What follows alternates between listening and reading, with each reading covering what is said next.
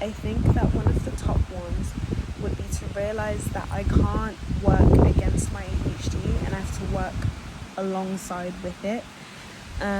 There's no denying the fact that ADHD is very, very debilitating. And I know some people have mixed views about whether ADHD is a disability or not, but anyone that has ADHD knows that it comes with a huge amount of difficulties, and it's just very hard to live with ADHD when you're not medicated. Hi. But for me, one of the most important things I had to realize was the way that society is set up, the way that education is set up, the way that work is set up. If I don't work alongside with my ADHD, and if I keep trying to force myself to behave and to think and to exist like I'm neurotypical, it will only further exacerbate my mental distress, and that it will only make me feel more and more overwhelmed existing in this world, because that is what happens when you are neurodivergent.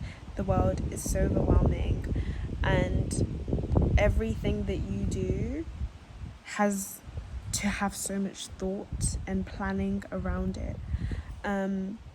But I think for me, with time and with learning about myself, like I'm only still 23, and I know that there'll be more things that I'll come to discover about myself that can help me to exist better in the world. But I realized that I have certain ways that get me to get things done, and I completely recognize that not everybody with ADHD has the same level of like productivity, and I recognize that not everybody has the same desires and goals and functioning. But for me, I was always the flavor where I have so many hobbies, so many interests, so many things that I'm doing at one time, and I grew up with a lot of like shame around that, because I always felt like I could never do something and continue doing it. I would get distracted, I would hyperfixate, and then I would forget about that thing, then move on to another thing. And one thing that I had to kind of realize as I was getting older, because I felt so much pressure in terms of like, okay, like I'm pursuing my career, I'm pursuing side hustles, I'm pursuing this, I'm pursuing that, and this ant keeps coming back to me. Don't know if you can see him. I don't know where he's coming back from, unless it's just him and his friends. But I just had to realize that, okay, I'm always going to have multiple interests, and I'm always going to have multiple things that I'm pursuing, and that's okay. Instead of forcing myself to focus on one thing constantly, I made a list of the most important things to me, the top projects and top focuses.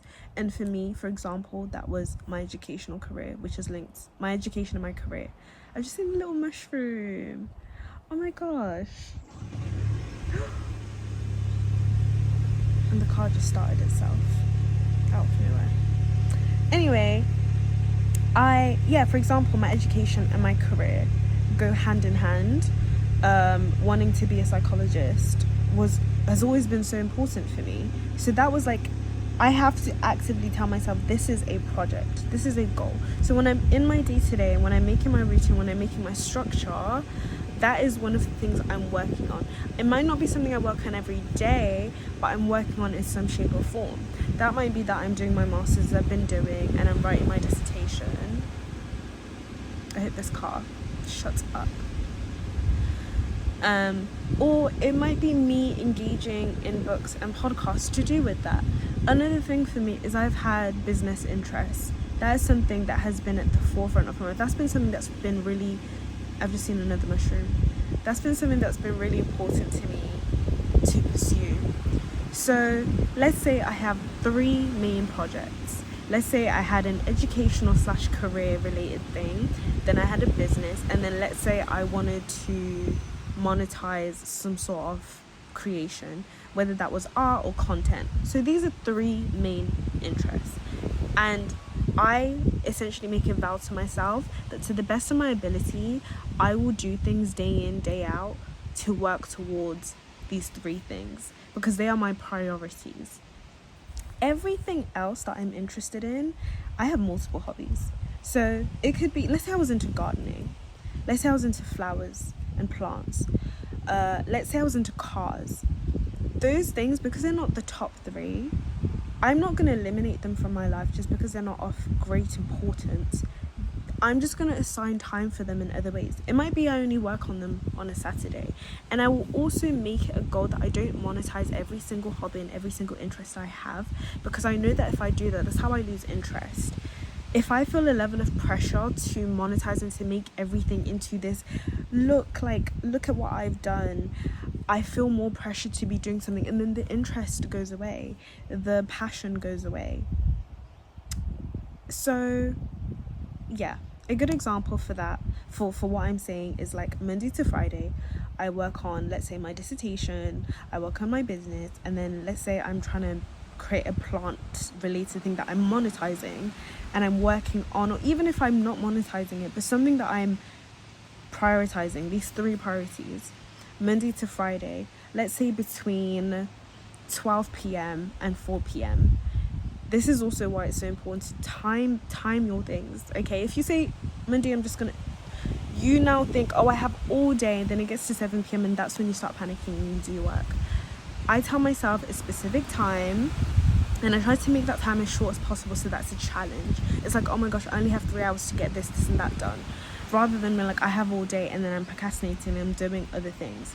And I make plans for those things. My dissertation, which part am I going to do? My introduction? Am I going to do 2 paragraphs? Because if it's just the dissertation, that could mean lots of different things, to be completely honest with you, and then I'm less likely to do it. So 12 till 4 p.m. we've said, Monday to Friday. Saturday and Sunday, I tell myself that's going to be self-care time. That's going to be time to do other things, be out with people, gallivant, okay? Those are the days that I can jump between my other hobbies, so that I'm still having time to embrace like creativity and embrace other things that I want to do, without feeling like I'm only focused on the grind and only working on like the most important things. I don't want to obsessively work and not have enough time for creativity. And of course, not everybody has more like creative interests. I'm more speaking for myself, but I know that when I don't embrace my creativity, and when I don't embrace the facts that I do jump between things, and I do have extreme ways of functioning sometimes I'm doing nothing and I have no dopamine, I'm just wandering the earth, and other times I am like on go, like day and night I'm doing something.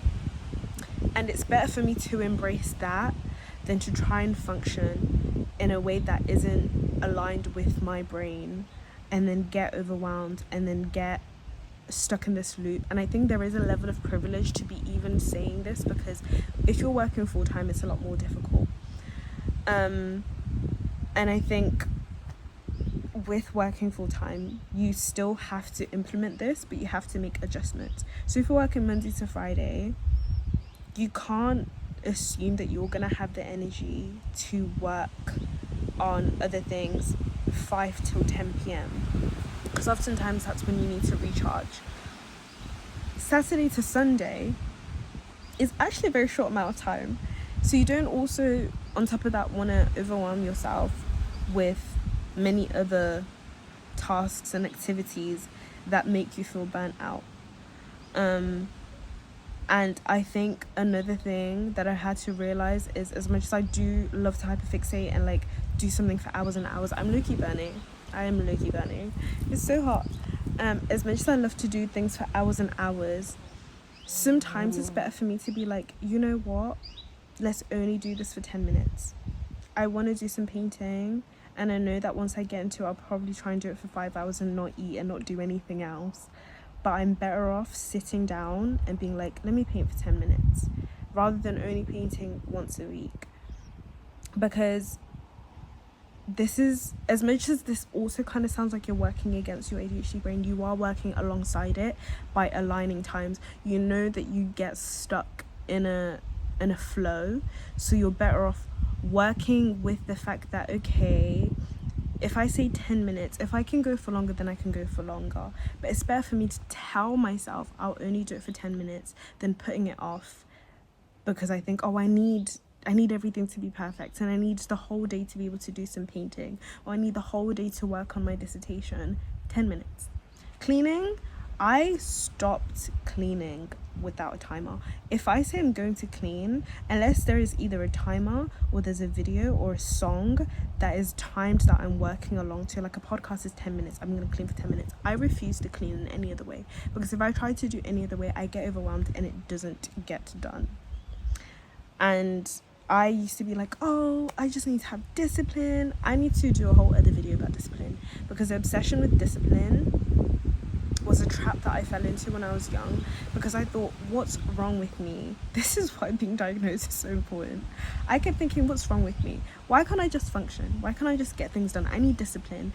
And especially if your parents or people around you compare you to other children, say, look how disciplined they are and you're not. It really plays on your self-esteem, and it really messes up your self-image. And that's why I think it's so important to like work on those core beliefs about your functioning as a neurodivergent person, and to not be comparing yourself to people that don't have the same brain as you. Even other neurodivergent people, I've had people compare themselves to me because they see I'm like running on jet fuel, like I'm constantly doing something, but they don't realize that I'm often hyperfixating, and I'm not like that every single day. And also that sometimes I'm fueled by anxiety when I'm doing those things. It's not fueled by like I'm enjoying myself and I'm doing so many things and I'm having fun. I'm suffering internally. But yeah, you can't compare yourself to how other people function whatsoever. It just drains you and it just makes you feel way worse about yourself.